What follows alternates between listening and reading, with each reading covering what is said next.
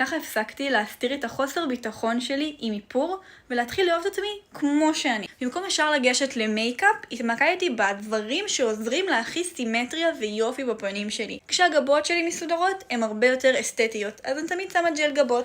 כשאני מרגישה שאני לא חברת, אני הרבה יותר בטוב, ולא חייב ברונזרים ומלא מייקאפים ומלא קונטורים, לא.